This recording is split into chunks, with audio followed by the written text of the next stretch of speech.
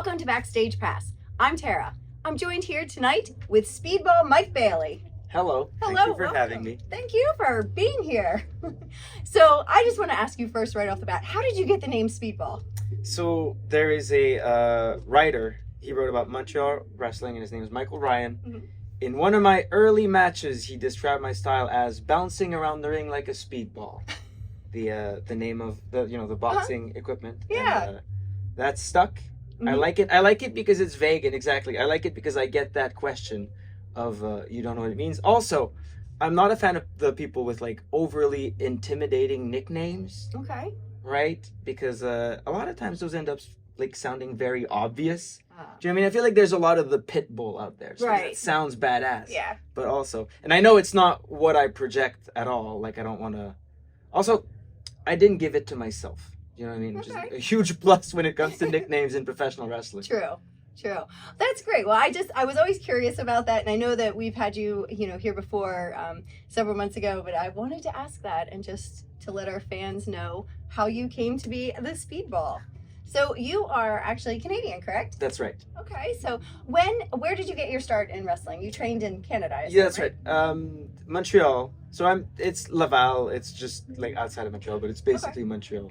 That's where I grew up. That's where I started training, and I spent the first 4 years of my career almost exclusively in Quebec because, I started wrestling in 2005, and it was very, very difficult to break out at that point. Mm-hmm. I was 15, and this was pre-social media. Oh, wow. And there was not only was there a cultural, Canada is very big, as I'm sure you know, and the cities are very far apart. Right. And add a language barrier to that.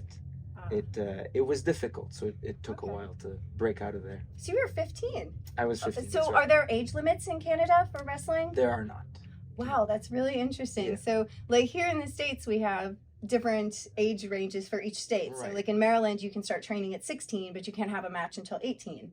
Oh, wow. So, and you can just start when you're ready. Yeah, basically. Well, to be honest, I started wrestling at home when I was 7. Okay. And then, so you always had dreams to be a wrestler? absolutely.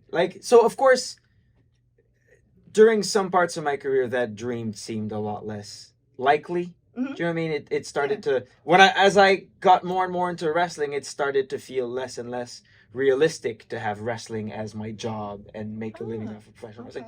But again, especially because I started in what was a very, very dark period for professional wrestling, which was, it was even before then for people who look like me, but there was really no one when I was starting, or barely anyone that was making a living off professional wrestling. No one in Quebec. Some people were able to break out and go elsewhere, but it was very rare. So in that vein, did you know you'd have to leave Quebec to come and become a successful wrestler? Yes. Like you knew you were Yes. going to have to come to the United States, travel overseas too? Right. Absolutely. Like there was no doubt on it. It would be great, and it's like it's possible to make a living off of wrestling in Quebec, but not through bookings exclusively, if that makes sense. Like the only people that without like leaving Canada are able to have wrestling as their job also, have a school or rent out rings or run a promotion or things like that. But for wrestling, no. Obviously you'd have to go away and travel. Got it. So let's talk about leaving Canada here for a second. So there was a bit of a situation that happened to you a few years back, right? Where you weren't able, you were trying to come, to the United States? I was unable to enter the U.S. for 5 years after that. Wow. After, just getting a little bit of a start in the U.S. wrestling for PWG and other, major independent promotions. And at least gaining some notoriety there, that after I wasn't able to come to the U.S., I was able to turn that into bookings in Japan and Europe. And, That's good. It seems like that was probably like the worst thing to happen to you at that time, right? Like you're on the cusp of, just being able to follow your dream, and then all of a sudden, oh, by the way, you can't come to our country for 5 years. So yes, it's very disappointing, but I mean, there is a silver lining. I certainly cannot complain about how things worked out. It forced me to do something that I would have had to do regardless. Otherwise, I would not have been able to become a complete wrestler. So I absolutely believe that in order to reach a certain level, you have to leave your comfort zone and learn different styles and different types of wrestling. And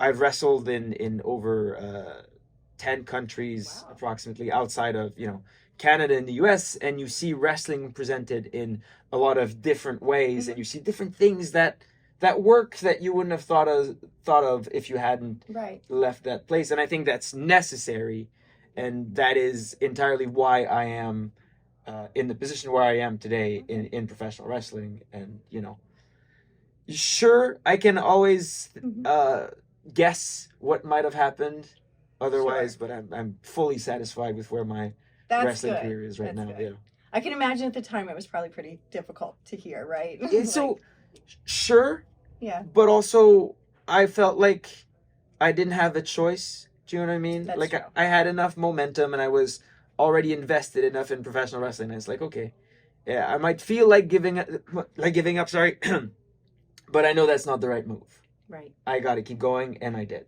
That's So, you have a very optimistic we are. attitude, which has probably carried you very far. right. So wonderful. Well, I want to ask you, who were your inspirations when you were growing up, like following wrestling in Canada and knowing that you wanted to pursue this? Who were you looking to for this inspiration and guidance? So Kevin Steen and El Generico. Now, Kevin Owens and maybe Sami Zayn is unclear. They were really the first ones to. So them, Sexy Eddie, Excess. There's a couple of other guys too that were able to break out of Quebec and go wrestle. Like I remember very specifically when I was starting in 2006, there was one match between Kevin Steen and Steve Corino, and then there was also Kevin Steen versus Christopher Daniels that happened within the same year. And prior to those matches, it had been years before Quebec had like intermingled with the rest of the world of wrestling, outside of very, very specific people that weren't even connected with independent wrestling to begin with getting signed to WWE. So like watching these people go and following their path and understanding their careers, that has definitely been very inspiring, and those are people that I've really looked up to. That's great. And lastly, before we depart, I want to say congratulations to you, because for our fans who don't know, you fairly recently got married. That's right, with Veda, my wife, who is here today. Veda Scott, for our fans who are watching. That's right. That's right, another professional wrestler as well. And how did you guys meet? Through wrestling, I assume. Wrestling. Yeah. It was, so we had a rough time where, again, when Veda lives in the US and I couldn't come to the US for 5 years. So a big part of our relationship was organizing our careers so that we could be together.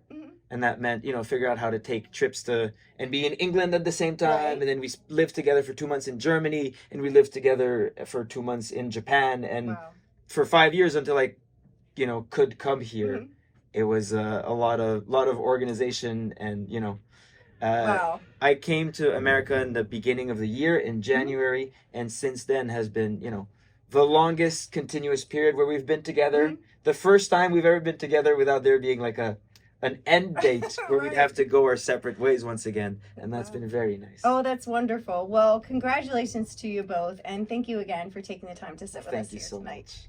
Thank you.